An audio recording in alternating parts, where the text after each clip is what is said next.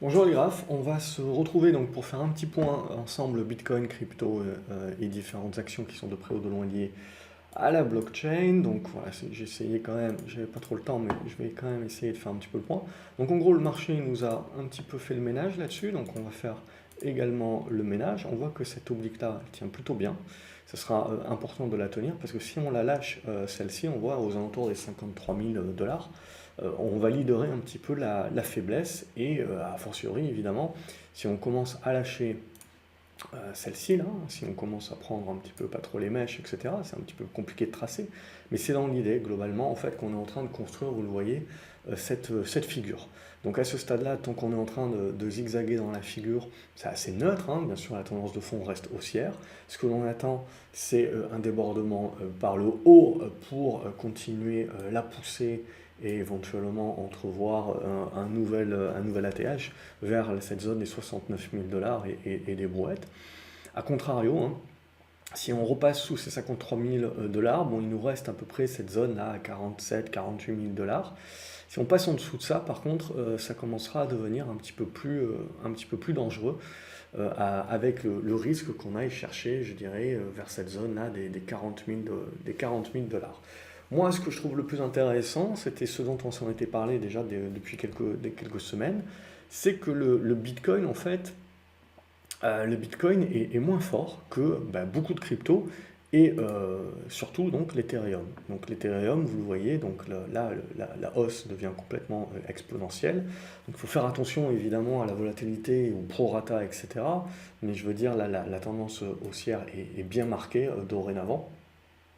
Et à ce stade-là, voilà, au-dessus des 2500 dollars, globalement, ça restera toujours positif et au-dessus de cette moyenne mobile de 20. Donc après, voilà, il faut juste s'attendre à un moment donné, évidemment, à ce qu'il y ait un prorata. On pourrait se dire un petit peu de prudence, en effet, si on vient à lâcher les 3300 dollars, ou là, éventuellement, on peut, derrière ces 3180, 3200, commencer à attaquer éventuellement du prorata. Mais voilà, moi je partirais du principe que même si on devait avoir du prorata, une correction au prorata, elle serait certainement achetée, et puis derrière ça nous construirait pareil une sorte de figure. Donc à ce stade-là, voilà, pas plus à dire, on voit, on a validé la force dont on avait parlé sur le mois d'avril, hein, avec ce break, et on valide voilà, que le Bitcoin, on a cette rotation également. C'est comme les actions, on voit qu'il y a cette rotation. Alors on avait bien senti que voilà, il y avait déjà eu des rotations, c'est-à-dire pas mal de débutants spéculateurs, etc. sont partis des actions spéculatives US, petite cap, pour aller chercher certainement des crypto-monnaies. Et à l'intérieur, on voit, comme dans les grosses pondérations, un petit peu comme on voit, on a eu ce shift entre les valeurs technologiques et les valeurs plus cycliques value. Là, c'est la même chose, on est un petit peu, on a le Bitcoin qui fait pas grand-chose et on est vraiment en train de pousser sur l'Ethereum. On va regarder d'autres cryptos rapidement. Bon, j'ai le Bitcoin Cash également, on le voit qui booste énormément, je veux dire, là, on ne fait pas les choses à moitié, c'est des hausses quand même expo. Les 1000 dollars, hein, on peut s'en servir de cette zone des 1000 dollars qui devient donc dorénavant le soutien. Là aussi, attention éventuellement au prorata. Je veux dire, j'ai pas grand chose de plus à vous dire que juste vous dire le gros niveau là, c'est les 1000 dollars.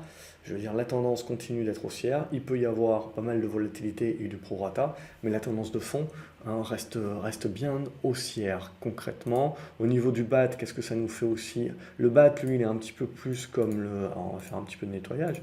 Il est un petit peu plus comme le Bitcoin, hein, un petit peu en deçà. Et ce qui va surtout nous intéresser, vous voyez, c'est cette oblique ici. Donc on est en train de revenir sur cette oblique-là. C'est ça qu'il faudra réussir à casser par le haut. Et là, éventuellement, on peut avoir une poussée spéculative qui peut la prendre au niveau du Cardano également. Vous l'avez vu, on avait tracé ce triangle, on est en train de breaker par le haut. Donc on a là aussi une validation de signal. Au niveau de Cosmos également, on est en train de revenir proche des plus hauts. Donc à surveiller sur le break également, ça peut toujours créer un petit peu plus de spécu. Et derrière, il y aura cette oblique ici à casser. Le Dogecoin, évidemment, là, c'est énorme. Du coup, ça me fait penser qu'il faudra que je vous fasse un papier à un moment donné, une vidéo pour vous parler un petit peu de la monnaie et quelque part des fondamentaux de la monnaie et également le fait que il suffit que si on a la croyance, donc là évidemment à un moment donné vous aurez un prorata, etc. Donc il faut faire extrêmement attention. Donc on n'est que sur les éléments techniques là.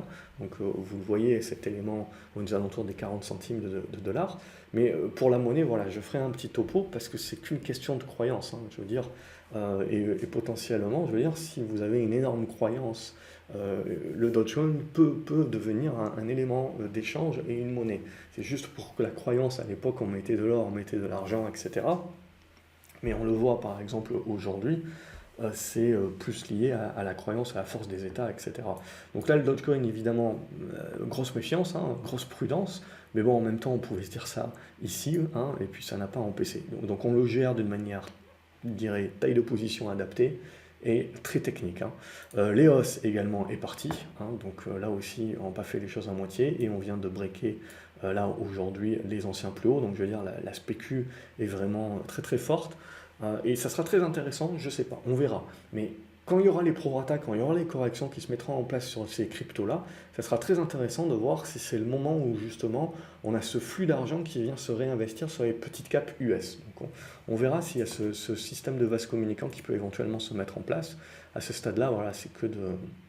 Donc Ethereum, on a vu. Ethereum classique qui est en train de partir. Enfin, en train de partir. Ça fait quelques jours déjà, mais là aussi, c'est c'est impressionnant.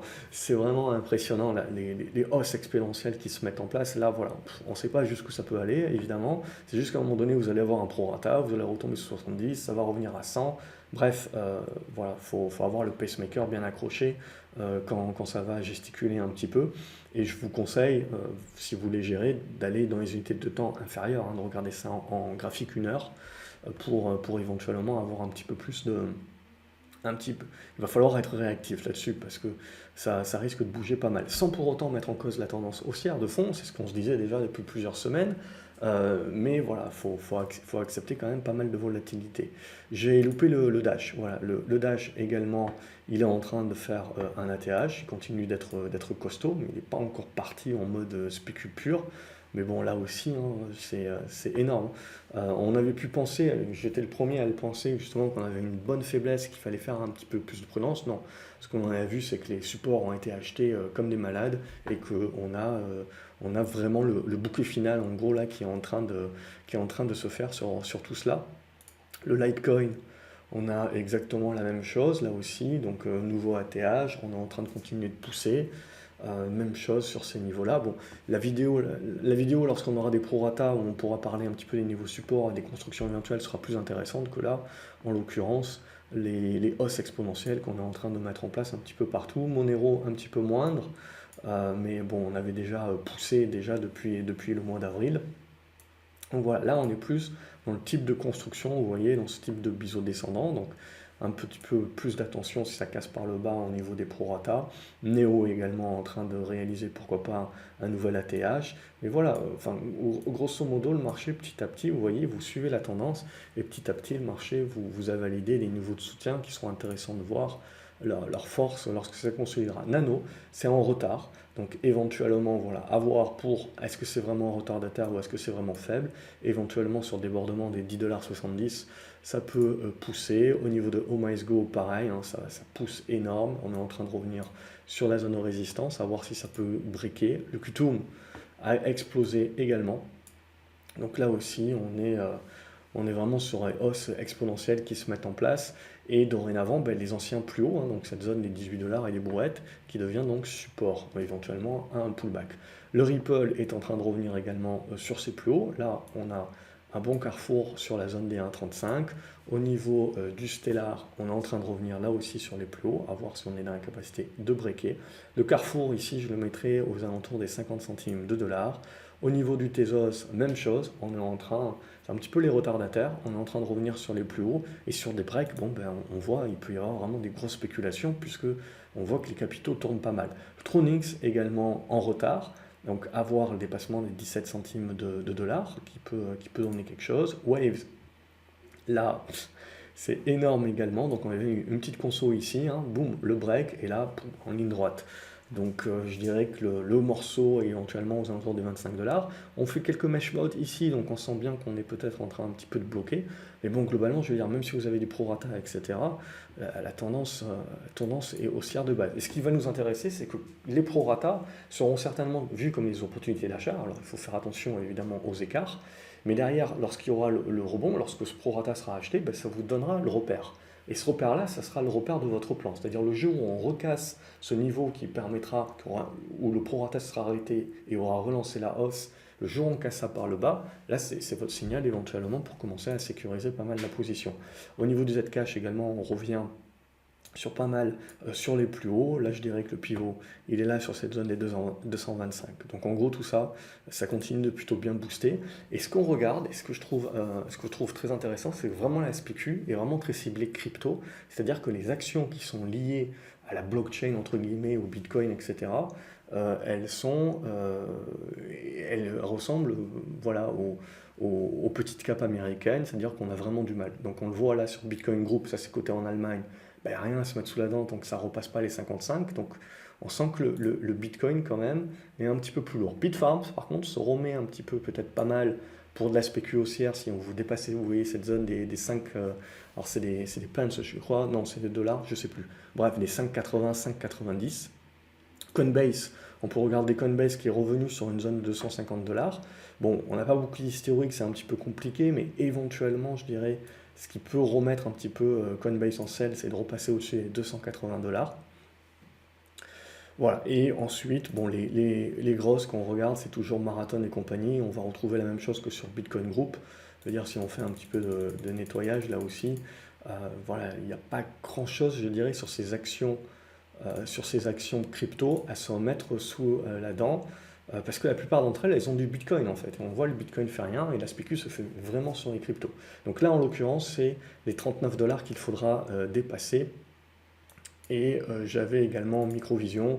Et Microvision, c'est la même chose. On voit pour l'instant, ça fait plus rien. Et donc sous les 17 $, il n'y a pas grand-chose à se mettre sous la dent. Donc on voit réellement que c'est très ciblé crypto. Donc faites très attention également parce que on n'est pas